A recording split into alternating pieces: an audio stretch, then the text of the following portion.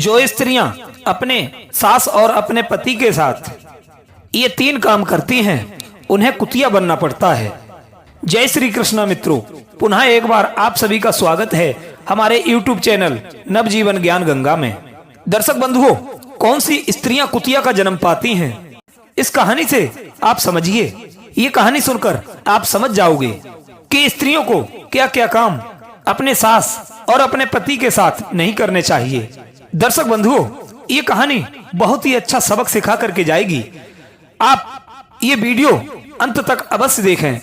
मित्रों, अक्सर आजकल की बहुएं ऐसी गलतियां बहुत अधिक संख्या में करती हैं, इसलिए उन्हें ये बात बताना बहुत जरूरी है। तो चलिए आज इस कहानी के माध्यम से मैं आपको समझाता हूं। उससे पहले जो भाई हमारे चैनल पर नए मेहमान दर्शक बनकर के आए हैं, उनसे निवेदन है चैनल को सब्सक्राइब अवश्य कर लें, क्योंकि आपका एक सब्सक्राइब हमारे लिए बहुत महत्व रखता है। मित्रों, बहुत समय पहले की बात है, किसी गांव में एक रामदत्त नाम का एक व्यक्ति रहता था। रामदत्त बड़ा ही धार्मिक और धर्म में आस्था रखने वाला व्यक्ति था। वो अक्सर व्रत, उपवास और तीर्थ करता रहता था। दीन दुखियों की, असहायों की वो हमेशा सेवा किया करता था, और उसके पास कोई भी कुछ आस लेकर के जाता था तो उसे वो कभी इनकार नहीं करता था। एक दिन की बात है, रामदत्त जब सुबह सुबह सोकर उठा तो उसने देखा कि उसके द्वार पर एक कुतिया बैठी हुई है। कुतिया की हालत बड़ी ही दयनीय थी। वह कुतिया रामदत्त से कहती है, हे मानव, मैं एक दुखी लाचार कुतिया हूँ। मेरा जीवन बड़े ही कष्टों से भरा हुआ है। भूखी प्यासी दर दर भटकती हूँ, कोई मेरी पीड़ा को नहीं समझता। मैं बहुत ही घायल अवस्था में हूँ। यदि आप मुझे अपने 1 माह का पुण्य दे देंगे तो मेरी मुक्ति हो जाएगी। मैं इस घिनौनी योनि से छूट जाऊंगी, मेरे सारे दुखों का अंत हो जाएगा। इसलिए आप मुझ पर तरस खाकर मुझे अपने 1 माह के पुण्य देने की कृपा करें। दर्शक बंधुओं, कुतिया को मनुष्यों की आवाज में बोलते हुए देखा तो रामदत्त बड़ा हैरान हो जाता है।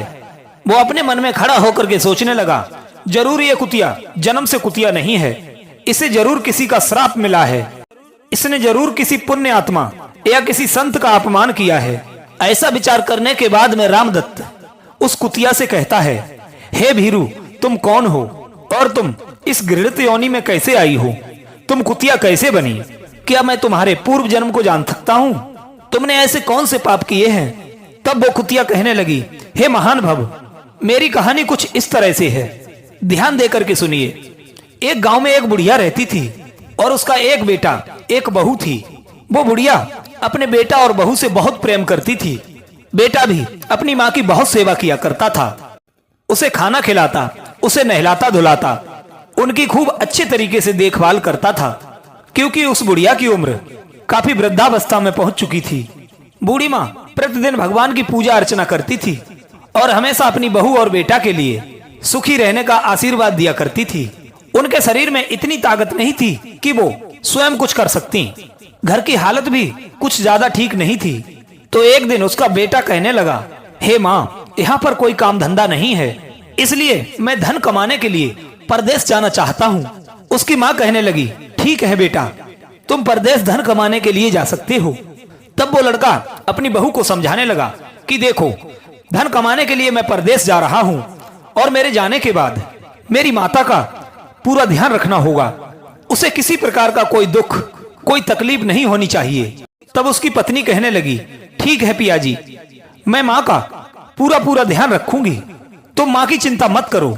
दर्शक बंधुओं, आपको एक बात और बताता चलूं कि उस लड़का की जो बहू थी वो बड़ी ही दुष्ट प्रवृत्ति की महिला थी। वो हमेशा बुढ़िया से छुटकारा पाने का उपाय खोजती रहती थी। वो चाहती थी कि मुझे इस बुढ़िया का सेवा पानी न करना पड़े, या तो ये मर जाए या इस घर से दूर चली जाए।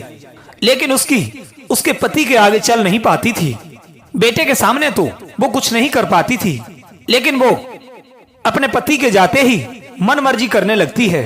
वो ना तो उस बुढ़िया का सही से ख्याल रखती है और ना ही उसे समय से भोजन पानी दिया करती है। कभी दिन में खाना दे दिया तो रात को नहीं देती थी, यदि रात में दे दिया तो दिन में नहीं देती थी। भोजन न मिलने के कारण बूढ़ी माँ और ज्यादा कमजोर होती चली गई। उसकी दुष्ट बहू अपने मन मर्जी करती रहती थी। बहू के व्यवहार से परेशान होकर के वो बुढ़िया अंदर ही अंदर रोती रहती थी वो अपने बेटे को बहुत याद करती थी, लेकिन उसका बेटा तो परदेश में धन कमाने के लिए गया था। वो मजबूर थी कि वो करे तो क्या करे। उसके पति की गैर हाजिरी में उसने अपनी सास पर बहुत जुल्म ढाए।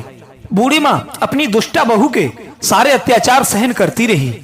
प्रिय मित्रों, इधर वो कुतिया समझा करके बोली रामदत्त से, हे महान भव, अब कुछ दिन बाद उसका बेटा परदेश से लौटकर घर आता है तो वो सबसे पहले अपनी माँ के पास जाता है और पूछने लगा, हे माँ, तुम कैसी हो? तुम्हारी सेवा तो ठीक से हुई है ना? अब बुढ़िया ये बात कैसे कहे? वो सोचने लगी, यदि बेटे को सच बता दिया तो बेटा और बहू में लड़ाई होगी, झगड़ा होगा, घर में कलह होगी, घर की सुख शांति बिगड़ेगी।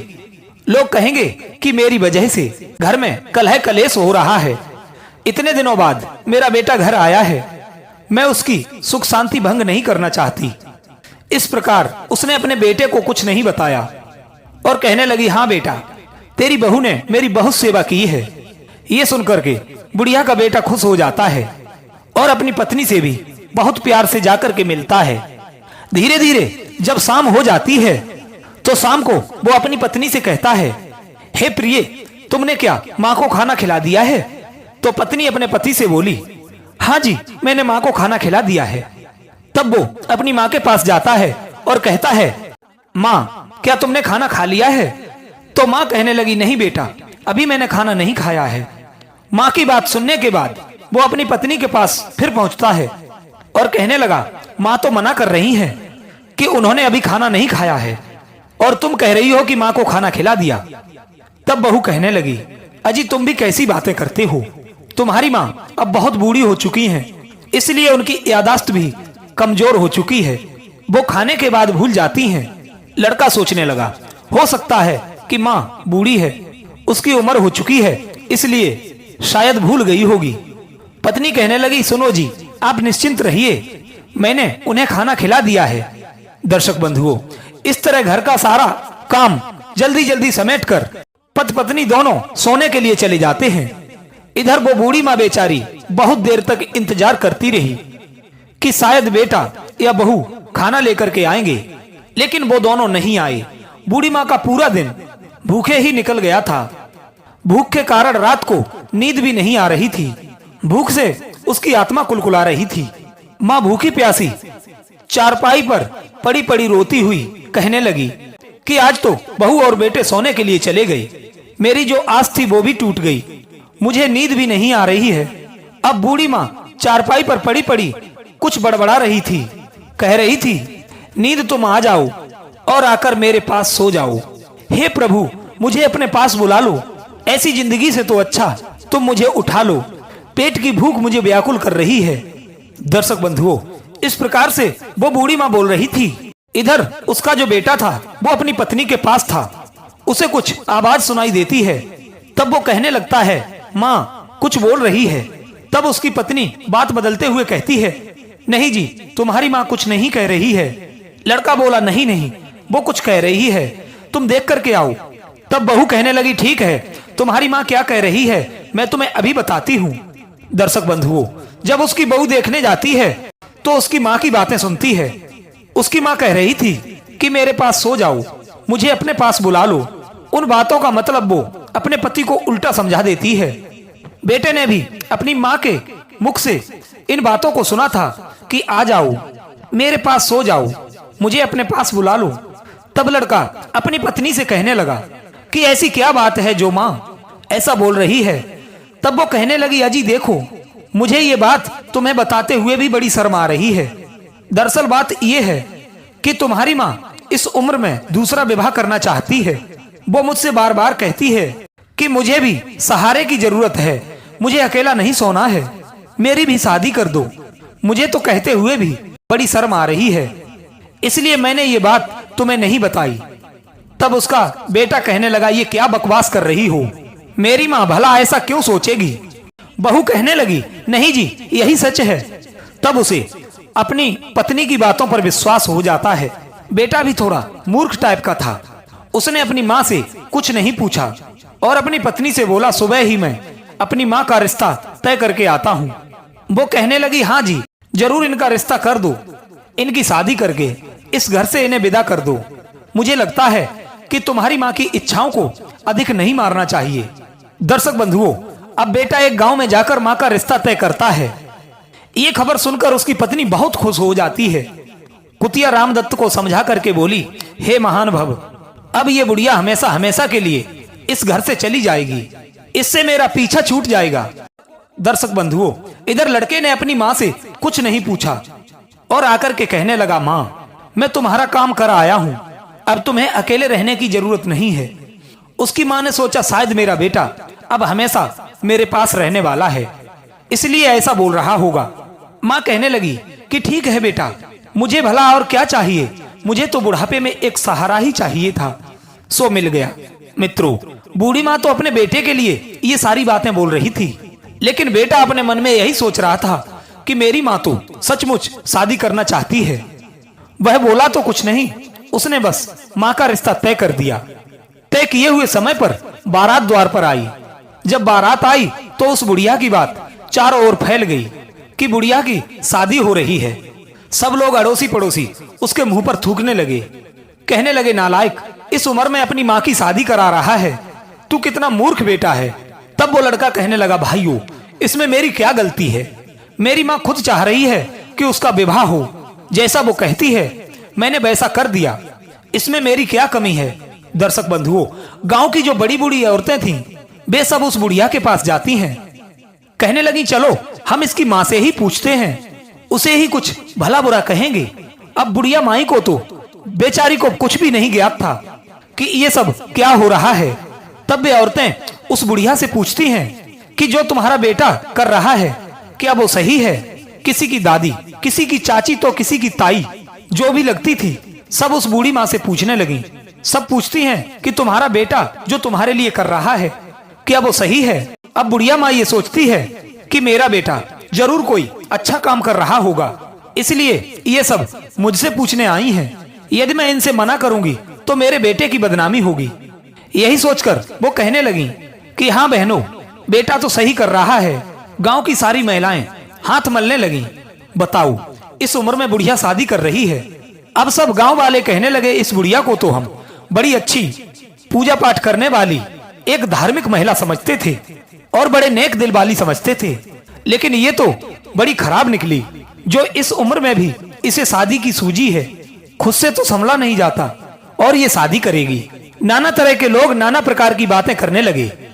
उस बेचारी को तो कुछ भी पता ही नहीं था कि क्या हो रहा है। लोग तरह तरह की बातें बनाने लगे। अब शादी के लिए जब बारात घर पर आई तो बुढ़िया माई अपनी बहू से बोली कि बेटा बहू, ये किसकी बारात आई है। तो बुढ़िया की जो बहू थी वो कहने लगी, अब चुप भी हो जाओ, क्यों भोली बन रही हो, ये तुम्हारी बारात आई है और किसकी आई है। दर्शक बंधुओं, ये सुनकर के बुढ़िया माँ एकदम से सन्न रह जाती है। वो कहने लगी, मेरी बारात, भला मैं इस उम्र में शादी क्यों करूंगी, जो मेरी बारात आएगी। तब बहू कहने लगी, ज्यादा मत बोलो, चुपचाप जैसा हो रहा है उसी में तुम भी खुश हो जाओ।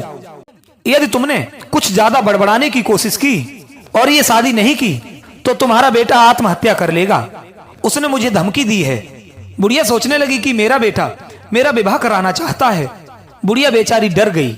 उसने सोचा, यदि मैंने कुछ कहा तो मेरा बेटा मर जाएगा, तो बहुत बड़ी मुश्किल होगी।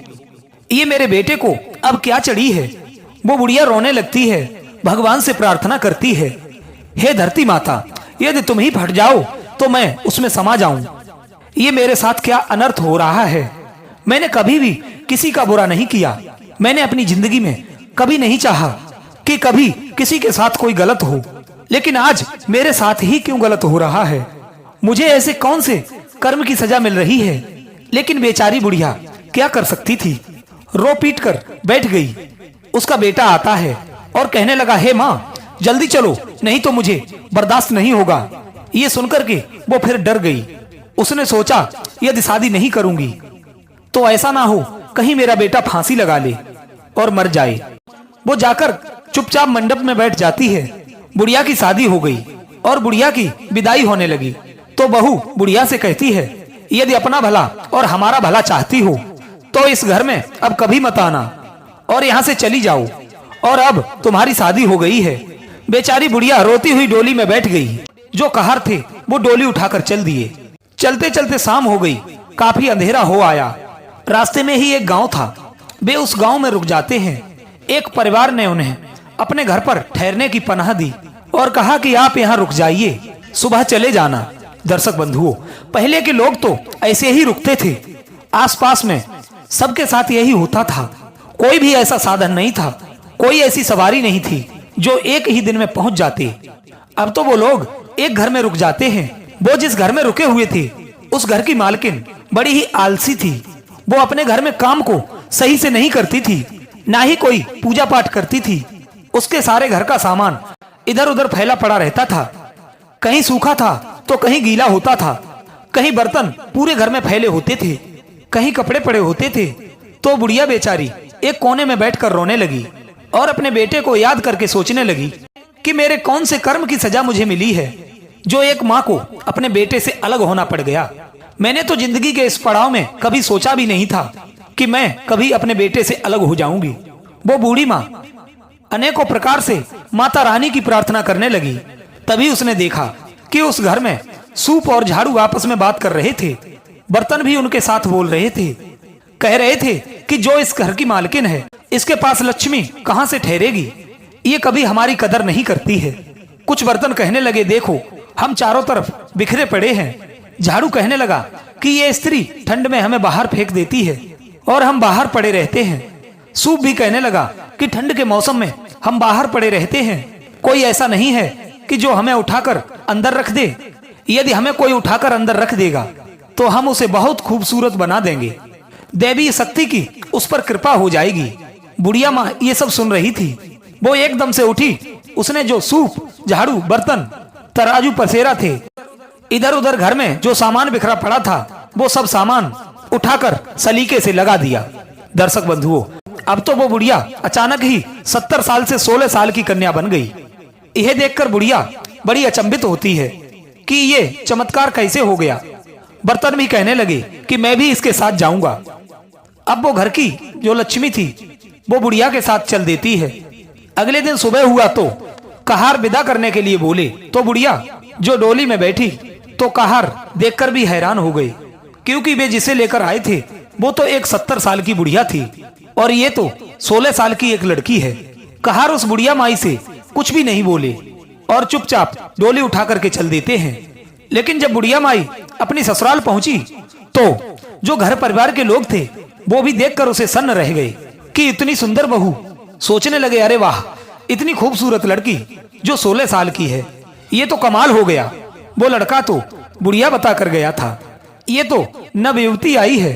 सब लोग कहने लगे, चलो जैसा भी इन्होंने किया है वो ठीक है। दर्शक बंधुओं, इस प्रकार वो बुढ़िया जो थी वो उस घर में रहने लगती है। मित्रों, उधर 7-8 दिन हो जाते हैं। पड़ोसी लोग जो थे वो उसके बेटे के साथ मजे ले रहे थे। कह रहे थे, सुन भाई, तेरी माँ को गए 7-8 दिन हो गए हैं, तू अभी तक उन्हें लेने नहीं गया। लड़का सोचने लगा, सच में मुझे माँ को लेने के लिए जाना चाहिए। तब वो अपनी पत्नी से कहता है कि मैं अपनी माँ को लेने जा रहा हूँ। उसकी पत्नी कहने लगी, पागल हो गए हो क्या, जो माँ को लेने जा रहे हो? तुम्हारी माँ ने समाज के सामने हमारी नाक कटा दी है, तुम अब भी उसे लेने जा रहे हो? बेटा कहने लगा कि नहीं नहीं, माँ को लेने तो जाना ही पड़ेगा। दर्शक बंधुओं, इधर बेटा अपनी माँ को लेने के लिए चला जाता है। जब वो उसकी ससुराल पहुंचा तो वो बुढ़िया 16 साल की बन चुकी थी। उसने देखा कि उसका बेटा आया है तो उसने भागकर जल्दी से चारपाई बिछाई, उस पर चादर बिछाई और बेटे को बड़े आदर के साथ बैठाया। दौड़कर पानी भरकर लाई और अच्छा अच्छा खाना बनाया और उसे खाना खिलाया और उससे सब हालचाल पूछा। बेटा कहने लगा कि मेरी माँ इस घर में रहती है, मैं उसे लेने आया हूँ। तब वो नवयुवती कहने लगी, बेटा मैं ही तेरी माँ हूँ। दर्शक बंधुओं, अब तो वो लड़का और भी ज्यादा हैरान हो जाता है और कहने लगा, क्यों मेरे साथ मजाक करती हो? मेरी माँ तो 70 साल की बूढ़ी औरत है, तुम तो 16 साल की कन्या हो। तो वो कहने लगी, नहीं बेटा, मैं ही तेरी माँ हूँ। मेरे नवयुवती बनने के पीछे एक कहानी है। जब तूने मुझे विदा किया था उस समय हम रास्ते में एक घर में रुके हुए थे और उस घर में झाड़ू, सूप, बर्तन आपस में वार्तालाप कर रहे थे कि जो भी मुझे उठाकर सलीके से रख देगा हम उसे सुंदर बना देंगे। मैंने वे सारी चीजें उठा करके ठीक से व्यवस्थित करके रख दी। उनके वरदान से ही मैं 16 साल की बन गई हूँ। इस प्रकार से वो बुढ़िया पूरी कहानी अपने बेटे को सुनाती है। तब वो लड़का कहता है कि माँ, तूने ये सब क्यों किया? पूरे गांव के लोग मुझ पर थूक रहे हैं। क्यों तूने मुझे समाज में बोलने के लायक नहीं छोड़ा? जो तूने दूसरी शादी कर ली। ये सुनकर उसकी माँ रोने लगी और कहने लगी, बेटा, मैंने दूसरी शादी के लिए तुझसे कब कहा था? क्या मैं इस उम्र में शादी करना चाहती थी जो तूने मेरी शादी रचा दी? मैं अपने जिगर के टुकड़े से क्या अलग होना चाहती थी? तब वो लड़का कहने लगा, हे माँ, यदि तुम शादी करना नहीं चाहती थी तो रात में किसे बुलाती थी? तू कहती थी कि मेरे पास आकर सो जाओ, मुझसे रहा नहीं जाता, मुझे अपने पास बुला लो। तब वो बूढ़ी माँ कहने लगी, बेटे, तूने मुझसे एक भी बार नहीं पूछा कि बात क्या है? बेटा कहने लगा, नहीं माँ, जो तुम कह रही थी, मेरी पत्नी ने मुझे सारी बातें बता दी थी कि तुम्हारी माँ अब शादी करना चाहती है। उसने मुझसे इस तरह की बात की कि मुझे लगा कि तुम शादी करना चाहती हो। तब माँ कहने लगी, बेटा, जब तू परदेश चला गया था तो तेरी पत्नी मेरे साथ बहुत अत्याचार करती थी, लेकिन जब तू आया तो मैंने तुझे इसलिए कुछ नहीं बताया कि कहीं तू अपनी पत्नी से लड़ाई झगड़ा ना करे और तू सोचेगा कि मेरी माँ तो घर में कलेश करवाती है। इतने दिनों के बाद में तू आया था, इसीलिए ये सब कुछ सोचकर मैंने तुझे कुछ भी नहीं बताया। तेरे जाने के बाद तेरी पत्नी मुझे खाना भी नहीं देती थी। कभी रात में खा लिया तो दिन में भूखा रहना पड़ता था। जिस दिन दिन में खा लेती थी उस दिन रात को नहीं मिलता था। जिस दिन रात को खा लेती थी उस दिन दिन में खाना नहीं मिलता था। मैं बूढ़ी और लाचार औरत भला क्या कर सकती थी? उस दिन तू आया और मुझसे पूछने लगा कि तूने खाना खा लिया। उस दिन मैंने खाना नहीं खाया था। तेरी पत्नी ने मुझे खाना नहीं दिया था, लेकिन तेरी पत्नी ने कहा था कि माँ को खाना खिला दिया है। तो तूने मुझसे एक बार भी नहीं पूछा कि माँ, तू मना क्यों कर रही है? तुम दोनों तो पति पत्नी सोने के लिए चले गए, लेकिन भूख के कारण मुझे नींद नहीं आ रही थी। तब मैं अपने ईश्वर, अपने भगवान से प्रार्थना कर रही थी कि बहू बेटा तो सो गए, मेरी आस टूट गई। निदिया रानी आ जाओ, आकर के मेरे पास सो जाओ। हे प्रभु, इस मिट्टी को समेट लो, इस मिट्टी से मुझे छुटकारा दे दो, अपने पास बुला लो। बस यही बातें हम भगवान से कर रहे थे, जिससे पता नहीं तूने मेरी बातों का क्या अर्थ निकाला। यह सब सुनकर लड़का बड़ा शर्मिंदा होता है और अपनी माँ के पैरों में गिरकर क्षमा मांगता है और कहता है, हे माँ, चल तू अब मेरे साथ चल। दर्शक बंधुओं, और वो लड़का अपनी माँ को लेकर के वहां से चल देता है और कहता है कि आज के बाद मेरी माँ अब इस घर में नहीं आएगी। दर्शक बंधुओं, अब रास्ते में जाकर के वो कहने लगा, हे माँ, इस 16 साल की उम्र में तो मैं तुझे स्वीकार नहीं कर सकता। मुझे तो अपनी पहले जैसी माँ चाहिए। वो बुढ़िया माई माता रानी से बहुत प्रार्थना करती है कि हे माता रानी, मुझे मेरे पहले वाले रूप में ही भेज दे। दर्शक बंधुओं, चलते चलते वे उसी घर पर आ जाते हैं जहाँ पर वो बूढ़ी माँ नवयुवती बन गई थी। वहां पहुंच करके वो बुढ़िया उस झाड़ू से कहती है, हे झाड़ू, मुझे मेरा पहले वाला रूप लौटा दे, मुझे पुनः पहले जैसे रूप में ही बना दो। दर्शक बंधुओं, ईश्वर की कृपा से फिर वो बुढ़िया पहले वाले रूप में ही आ जाती है। और उस झाड़ू ने यह भी कहा था कि घर पहुंचते ही तेरी पत्नी कुतिया बन जाएगी, क्योंकि उसने तेरी माँ पर बहुत अत्याचार किया है और उसकी दूसरी शादी रचवाकर घोर पाप किया है। कुतिया बन करके वो अपने पाप का फल भोगेगी। कहते हैं जो स्त्रियां अपने पति से झूठ बोलती हैं, करती कुछ है और बताती कुछ है, और हमेशा अपने परिवार वालों के साथ में नीच और ओछी हरकत करती हैं, उन्हें कुतिया बनना पड़ता है। धोखाधड़ी करना और झूठ बोलना स्त्री को अधम योनि में गिराता है। नंबर 2, दूसरों की निंदा करना, विशेषकर बिना किसी उचित कारण के। यदि वो दूसरे की बुराई करती है तब भी उन्हें अधम योनि में जाना पड़ता है। नंबर 3, पाप में लिप्त रहना, अनैतिक और अधार्मिक कार्यों में जो स्त्रियां लिप्त रहती हैं उन्हें भी निम्न योनियों में जाना पड़ता है। नंबर 4, अवज्ञा और अपमान करना, अपने माता पिता, गुरु या पति का अपमान करना। जो उनकी अवज्ञा करती हैं, उनकी बात नहीं मानती, उन्हें भी निम्न योनियों में जाना पड़ता है। नंबर 5, दुष्ट कर्म, यानी कि जानबूझकर दूसरों को नुकसान पहुंचाना, हिंसा करना, अन्याय करना, हंसी उड़ाना, ये भी कर्म स्त्रियों को उन्हें निम्न योनि में पहुंचाते हैं। नंबर 6, लालच और वासना में लिप्त रहना, यानी कि अत्यधिक लालच, काम वासना में संलिप्त रहना। अन्य सांसारिक आसक्तियों में जो स्त्रियां लिप्त रहती हैं वो भी निम्न योनि में चली जाती हैं। नंबर 7, शारीरिक और मानसिक हिंसा करना, विशेष रूप से निर्दोष प्राणियों के साथ, ये भी उन्हें निम्न योनियों में पहुंचाता है। नंबर 8, धार्मिक कृत्यों का अनादर करना, धार्मिक अनुष्ठानों, पूजा या धर्म के प्रति अनादर करना या उनका अपमान करना, धर्मात्मा लोगों का मजाक बनाना। इस प्रकार के कर्म करने वाली स्त्रियां कभी सदगति नहीं पाती और उन्हें भी निम्न योनियों में जाना पड़ता है। दर्शक बंधुओं, इधर वो बुढ़िया को लेकर बेटा अपने घर पहुंचता है तो वो बहू उस बुढ़िया को देखते ही गुस्से में लाल पीली हो जाती है और कहने लगी कि तुम इस कुलक्षणी को लेकर घर में आ गई। अरे इसने तो समाज में हमारी नाक कटवा दी है, तुम फिर इसको लेकर के घर आ गई। पत्नी की ऐसी बात सुनकर पति उसके गाल पर 2 तमाचे खींचकर लगाता है और कहता है, हे नालायक, हे दुष्टा, तूने मेरी माँ के साथ इतना अत्याचार किया और अब बोलती है कि इसने नाक कटवा रखी है। नाक तो तूने कटवाई है, अब तू भी अपने कुकर्म की सजा भोगेगी। लड़के के इतना कहते ही उसकी पत्नी कुतिया बनकर भौंकने लगती है। उस लड़के ने फौरन डंडा मारकर उसे घर से बाहर भगा दिया और वो लड़का अपनी माँ की सेवा खुद अपने हाथों से करने लगा। वो स्त्री कुतिया बनकर अपने पाप कर्म का फल भोगती है। दर्शक बंधुओं, उधर वो कुतिया रामदत्त से कहती है, हे भद्र पुरुष, मैं वही दुष्ट स्त्री हूँ जो अपने पति से झूठ बोलने के कारण और अपनी सास के साथ दुष्व्यवहार अत्याचार करने के कारण इस अधम योनि को प्राप्त हो गई थी और इस अधम योनि को मैं भोग रही हूँ। जो स्त्रियां अपने पति से झूठ बोलती हैं और उसका अनादर करती हैं, जो स्त्रियां अपनी सास का अनादर करती हैं, जो स्त्रियां अपने पति के अलावा किसी अन्य पुरुष से समागम करती हैं, उन्हें कुतिया बनना पड़ता है और उन्हें अधम योनि भोगनी पड़ती है। हे भद्र पुरुष, यही मेरी कहानी है। यदि आप मुझे अपने 1 माह का पुण्य दे देंगे तो मैं उन समस्त पापों से छूट जाऊंगी। मुझ पर यह एहसान करके मेरा दुख दूर कर दीजिए। दर्शक बंधुओं, कुतिया की बात सुनने के बाद रामदत्त को उस पर तरस आ जाता है और वो आकाश की ओर हाथ उठाकर अपने 1 माह का पुण्य उस कुतिया को दे देता है। जैसे ही देवदत्त उसे पुण्य देता है, वो कुतिया पुनः स्त्री रूप में परिवर्तित हो जाती है। वो स्त्री रामदत्त को प्रणाम करके वहां से चली जाती है।